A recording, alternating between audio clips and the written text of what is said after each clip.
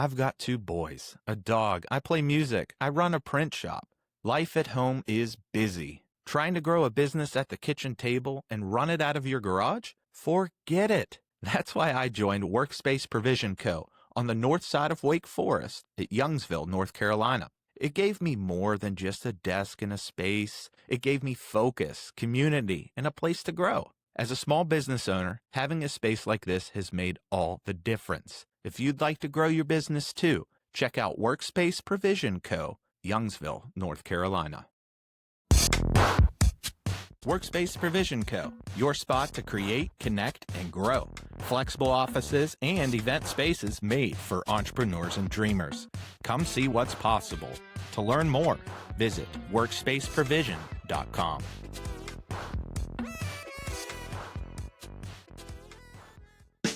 A business hub where you can go. It's a Workspace Provision Co. A business hub where you can go. It's a Workspace Provision Co. My name is Grant Paxton. I'm here in the bonsai room of Workspace Provision Co. This is the Workspace podcast. And today's very, very, very special guest is Mike Ponsolle. How you doing? Good. How you doing? Good. Mike is a good friend of mine. When I moved to Wake Forest, I panicked because I didn't know virtually anybody here. I Googled coolest, most famous, most fun, dog-loving, family man realtor, Wake Forest, and your name came up. Of course it would. Of course it did. Mike, tell us a little bit about you. Tell us your journey, maybe a little bit, or scratch a surface at least of how you became a realtor, what you are looking to do in the realtor world here in Wake Forest. Sure. Mm-hmm. So I've been a Wake Forest resident for coming up on 26 years now. So it was the town was a shy version of what it is now. Mm-hmm. But had been in sales for a number of years, manufacturing sales, and went through some life changes and I decided, you know what, time to change. And I've always thought real estate was kind of fun. And I'm like, yeah, what the heck, let's give it a shot. Eons ago, back in high school, I did construction class. Okay. And I realized I didn't really want to do that as a career, but I thought, this is a cool way doing sales and, kind of construction kind of thing. Yeah. And decided to get into real estate. And it's just about to start my 11th year doing it. Wow. So, okay. Yeah. When you stick with something over a decade, that means it's probably going to stick real good, Yep, that's the plan. That's where you lead your career. That's fantastic. Yeah. What types of houses or what area are you looking to cover? Is there a certain demographic, or you kind of have a wide net of helping people find homes?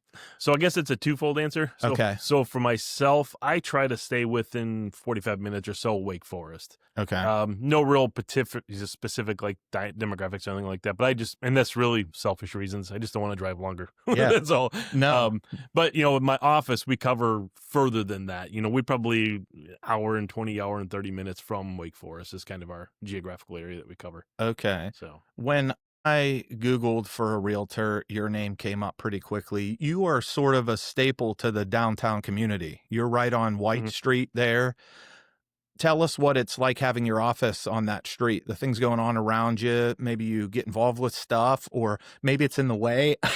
Tell me a little bit about your experience being downtown and what you do with the downtown community. Being downtown is kind of like our identity, honestly. Okay. I mean, it's, we're the only one down there, real estate office that's down. Well, that's actually not true. There are some other ones down there, but they're not as front and present as we are. Okay. But we just get that attention. We love being down there because it's the amount of traffic even on a weekday is pretty amazing, and how many people are coming and going through downtown Wake Forest. I mean, fairness, a lot of it is the coffee shop, which is pretty awesome itself. That is a non-chain, non-drive-through coffee shop that is busy all the time. Yeah, that gives you some walking traffic. It really does. Do they know you by name at Wake Forest Coffee? They don't. I don't frequent there as much as I. No, I probably it's a good idea that I don't. Actually. Yeah. No. Well, they have a good community there, and it's good that you're across the street from that to capture folks. Now, your office, I've been in many times. It's beautiful. Do you welcome walk-ins? Absolutely. And that's the interesting thing about it is because of where we're at. We see probably 2 to 3 a week of people walking in. Oh, wow. I mean, sometimes it's just asking questions or whatever about the community, which is perfectly fine. And we love to be a resource, of whatever, but yeah, it is pretty interesting in how much we actually get coming in. That is awesome. I come down to gab with you a little bit or get some ideas. You've been a great resource for me to get to know people. You would say, hey, use this handyman, which I've used for over a year now. Yep. You would direct me toward ways to network with my business. So that's great. You have become not only at first my realtor, then my friend and a resource. So you're the whole kit and caboodle there. And I think that's really valuable for folks looking to move to this area. Now, I do know this town has gone from 15 to 50,000 people in a decade's time or something. Yep. Has that greatly impacted your field? Yeah, it has, not necessarily all for the better, quite honestly. Okay. I mean, nothing negative by any means, but like anything in any business, oh, that's a great way to make money. I want to get my real estate license. And all of a sudden there's realtors crawling out of the woodwork, Yeah. which is fine. There's plenty of houses that go around and plenty of people that go around. It's just a matter of how many do the job. And that's where it gets gets a little challenging. Yeah. But for sure, yeah, obviously more houses, more community means more, opportunity for the office. Yeah, definitely. When you were helping us find a home, you made it fairly easy. We were pretty specific what we wanted, I think, but we only had to look at a handful of homes and knew which one it was going to be, and you helped us lock it in. So to the world listening, if you need a residential realtor, Mike Ponsolle at Remax is the man to do it. Now, Mike, you have just one dog, two? We'll get two. You have two. That's what I thought. Yeah. I was afraid to say two, and then you only had one. Yep. At any rate, they're golden retrievers. Yes. And I met at least one of them. I think that's why I say one. For some okay. reason, I Yeah. came in last time, and you only had one there. You're a dog lover. Tell us about your dogs. Yeah, so we've got 5 kids in the family, and the kids, we're a blended family, and the kids make comments of, you like the dogs better than us. I'm like, and your point. Yeah, no, they're our boys. Gus and Hank are our Goldens. They're just unconditional love. You just don't get any better than that. That's right. And yeah, you usually only see one at the office because 2 is a handful to have there. They're sometimes not the best for business because they bark at everybody walking by. Right. Well, I think most people are dog lovers. Yeah. My wife is crazy about dogs. So if she walks in and sees your golden retriever, she might just buy another house. I don't. Right. I mean, and they're Goldens too. That's right. The worst they're going to do is they're going to shed on you. That's exactly right. A little drool, a little hair. Exactly. If that's the worst that'll happen to your visitors, I'd consider yourself okay. Exactly. The dogs are always up and down the street, of course, on White Street and in my neighborhood. I think a lot of people treat their dogs like a family member more than ever. Oh, for sure. Yeah, absolutely. And like you said, sometimes better than the other family members. I do, however, love dogs with people names. How did you come up with these people names for your dogs? We did specifically want a person's like an old man's name kind of thing. That's what we went with. And we also wanted very short, very sweet. When we got Gus is 6.5. When we got him, we made the mistake of telling the kids, hey, we got some choices of names that we want to do. And then that leads to their opinion. Right. Too many opinions. Yeah. So we had a bunch of different names, but we just he is his name. He's just like, oh my Gus. Yeah. And then, when we got Hank, we decided, we're not telling anybody, but we just like old man Hank. It's like when we named our children, you have that, I knew a person like that. Right. And with that name, and I didn't really like them that much. Or, exactly. And then you start asking your immediate family maybe, or at least we did, and friends and extended family. Pretty soon you're going to be down to no names at all. Right. Because everybody has an opinion about that name. We chose pretty unique names for our kids. Our dog's name is Romeo. You've met Romeo, and he is very unique. He's quite different than a golden retriever. He's cat-like. He stays in his own space. Things are beneath him. You know what I mean? He comes for love when he wants love. Your dogs are just like, love me no matter what, you know? And they think they're lap dogs too. Gus is 115 pounds. He's like, I'm going to sit on your lap and you're just going to stay there. Yeah. Yeah. Do you have to walk them a lot, or they're in and out of your truck all the time? Or does it seem like they have a lot of energy, or they're pretty chill? It's one of each. So Gus is a pretty chill guy. You know, Okay. he'll go outside, he'll do his business. He's like, yeah, that's enough. I'm coming back in. Hank he's the ball of energy. He's gonna be 4 this month. Yeah. So but he's still all puppy. I mean, he's like a control puppy. He's not like obnoxious. He can't be obnoxious, but he's not like just obnoxious all the time. Yeah. But yeah, he's a lot of energy, and will go and go and go. Yeah. Yeah. That's awesome. What other things outside your dogs do you like to do in town? Any shout outs to a restaurant or to sports place you like to go or anything like that? We may or may not frequent Norse quite a bit. Okay. You know, Nice. because Good spot. yeah, it's a good spot, good food, good beer. It's Yeah. a block from the office, so Yeah. But tell you, one of the places that has some of the best food in town, and people just I don't think they realize it, is the bowling alley. Yes. Yeah, Strike and Barrel. Yeah, Strike and Barrel. They have some fantastic food. They do. My friend Chad told me that, listen, go in there for lunch. Mhm. Yeah. You know, it's not just a bowling alley. And they have a good atmosphere. There's They do. good drinks in there. Yeah. And I think that you're right. If I run into anybody looking for a new lunch spot, that's definitely a good joint to go to. I frequent Over the Falls. I go there Another good place. over too much or whatever. I was trying to think of a punny name for the amount I go in there. But, I've eaten so much there that I think they should get new menus for my print business when the time comes. Right? And I'll share it here on this podcast. Yeah. But I'm going to share it to them. Like, There you hey, I'm coming in here all the time. How about we print you some business cards or something? Sounds like they need to name a sandwich after you now too. I'm more than welcome it. My favorite part about networking in the business world, going downtown, having friends like you, is that I like when I go in a place and they know what I eat. They know what I drink. Yeah. They bring it to me before I even ask. There's some kind of wholesomeness to that I really love. Do you agree with that? Oh, for sure. Yeah. Yeah. Well, actually, one of the times I went to Norse, I always have my staple. I'd get the chicken sandwich and tots. Yeah. And I decided I'm going to change something up. And they brought me my food. And like, I'm sorry, they screwed your dinner, your lunch up. I'm like, no, I actually did order that. So they thought you were getting your regular, Yes. but you went for something. That's Yep. so funny. Yeah. No, that's really good. Tell us, Mike, too, in your profession, in your field, are there any specific near future goals you have, or any objectives, or anything you're working on, or something you can tell listeners to kind of help them connect with you? We've had a little bit of a challenging year in our office for Okay. a number of different reasons. We went through a rebrand. So, we used to be Remax Hometown. Now we're Remax Legacy. Okay. There's a long story that's really not fun to talk about of what drove it to that. However, Mhm. part of the piece behind the name is, so Alice Ray, she's born and bred here. That's why it used to be called Hometown. She started the office. Okay. This was her hometown. She's still an agent with me. She got her license in 1979, so she'd been doing it a little while. Okay.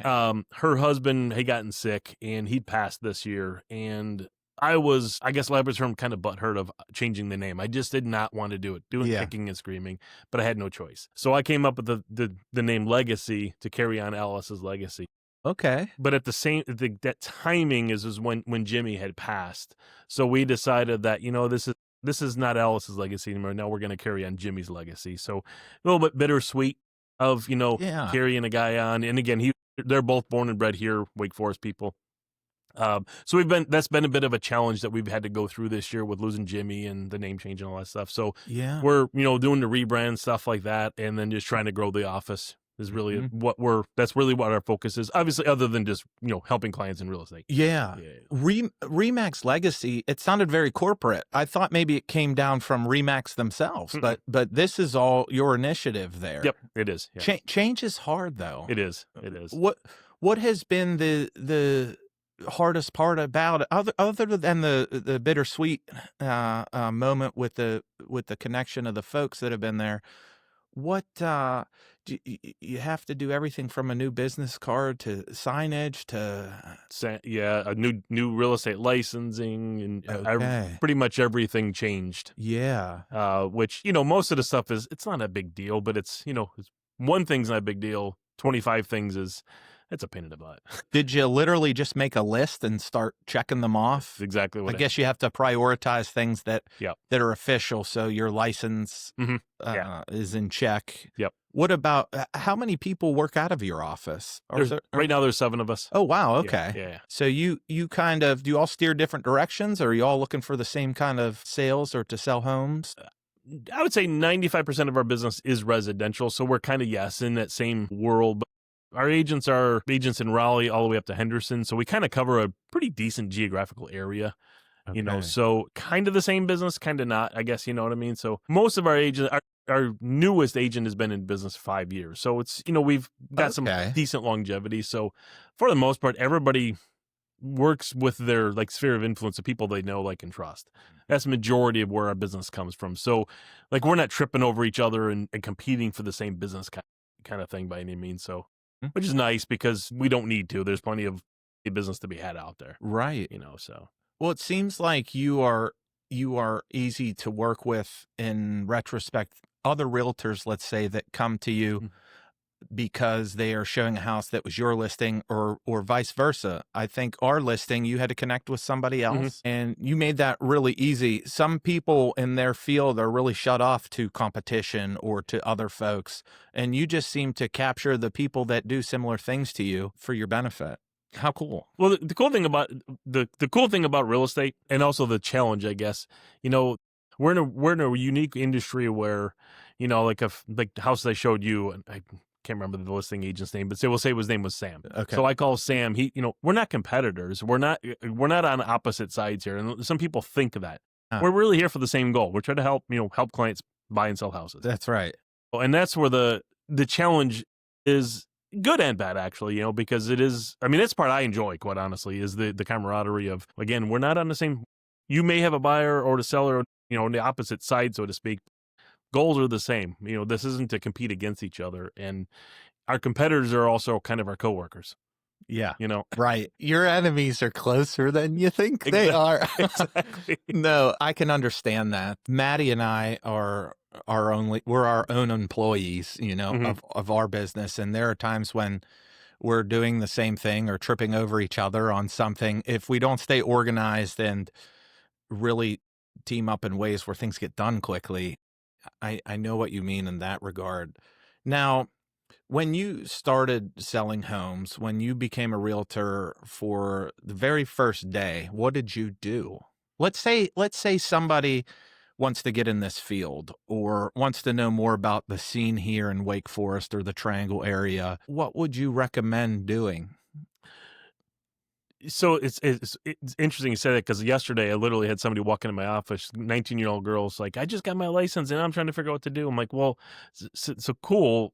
Good that you're here, because that's obviously the first step. If you got to figure out where you're going to hang your license. The good and the bad is, like, we do a class, obviously it's 75 hours that we have to take to get our license and pass, tests and stuff like that. But it doesn't actually teach you real estate, teach you all the legal stuff. So the biggest thing you got to do is figure out, all right, where do you want to hang your license? There's a gazillion brokerages out there. They're all, have their strengths and weaknesses, just like we do.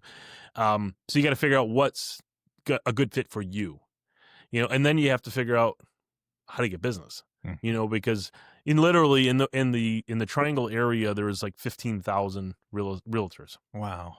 Let me rephrase that. Licensed agents, they're not necessarily all realtors, if they may or may not be part of the Realtors Association. Right. But, so you got to figure out, all right, who are you? So you got to kind of carve out your niche of who you are. And then this will sound like really high-tech stuff here, but you got to work. You got to put the hours in. Yeah. It's sitting, waiting by your phone for it to ring isn't going to happen. It isn't. That's not how this business works. So meeting, just kind of like what you and I've been doing, is meeting people, introducing to other people. It's networking. It's all it is. It's we're a word of mouth kind of business. We're a referral based business. You got to get to know people. Yeah. And that was, for me, it was a little bit of a challenge, because I came from an industry that wasn't necessarily local.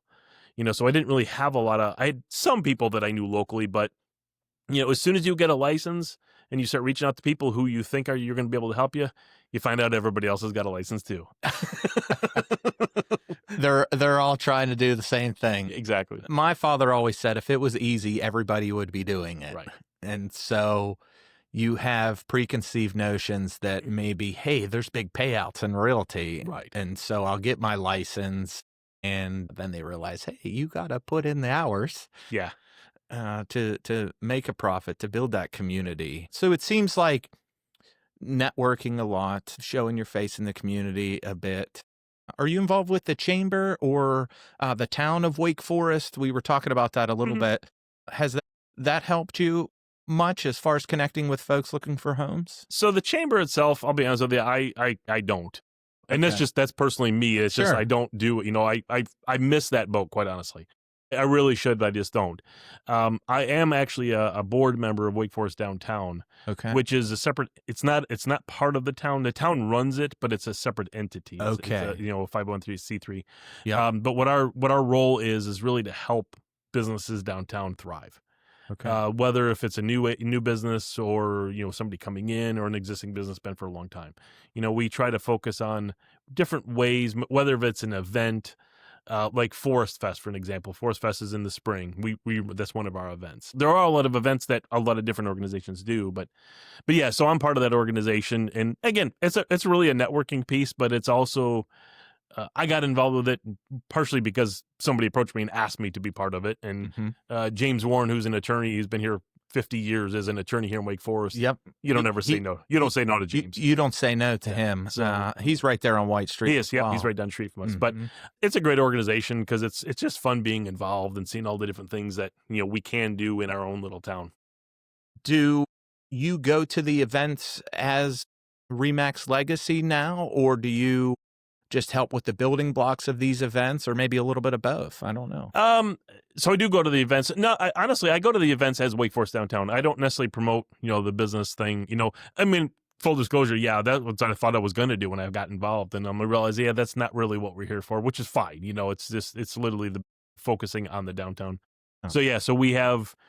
We've got some product, hats and shirts and stuff that's in our name tags. It's just Wake Forest Downtown. I really appreciate you coming in and doing this. Yeah, for sure. And I appreciate the invite. Yeah, we're excited about hopefully what this podcast will become. And my goal is to capture a wide array of businesses and entrepreneurs in this area, help build a community here in Workspace provision. There's about 30 members here, Nice. Different businesses.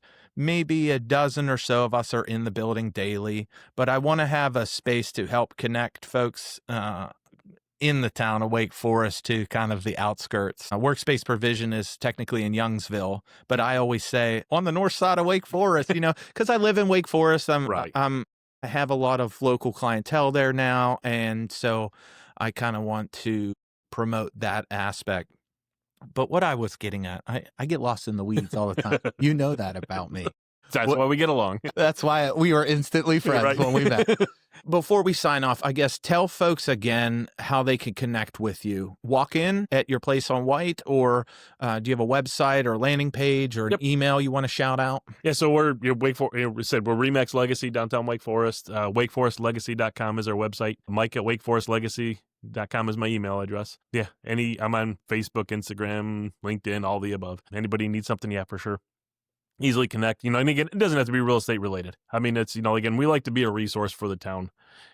We get the complaint all the time that, oh my gosh, just, stop people from moving here. It's like, well, this is, and you're one of them, of course, we're it's the great problem to have when you live in a great community. Everybody else wants it. That's right. And sure, I'd love to have less people here as well, but it's better than a town dying. Yeah. But it's just an absolutely great community. Yeah. It really is. I mean, there's my kids for the most part grew up here. My oldest daughter actually went to Wake Forest Elementary and then became a teacher at Wake Forest Elementary for a while. Wow. She's since left the area, but yeah, that's actually just kind of cool. And there was 3 or 4 teachers that were there when she worked that were her teachers. Wow. Which is kind of fun. That's awesome. Yeah, it really is. Yeah. So, and it's just, it's an awesome community. It's, sure, every area's got their things, whatever that may be. And, you can get political however you want or whatever, Right. I hate these apartments, blah, blah. Yeah. And you know what? It is what it is, and it's not going anywhere. Neither are we. That's right. That's right. Well, good deal. Thanks again. I appreciate it. Yeah, absolutely appreciate you having me. Yes, sir. A business hub where you can go. It's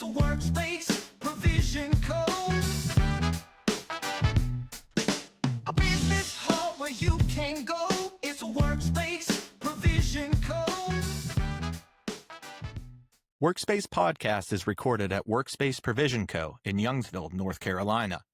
If you would like to get involved or sponsor our next episode, email us workspacepodcastnc@gmail.com.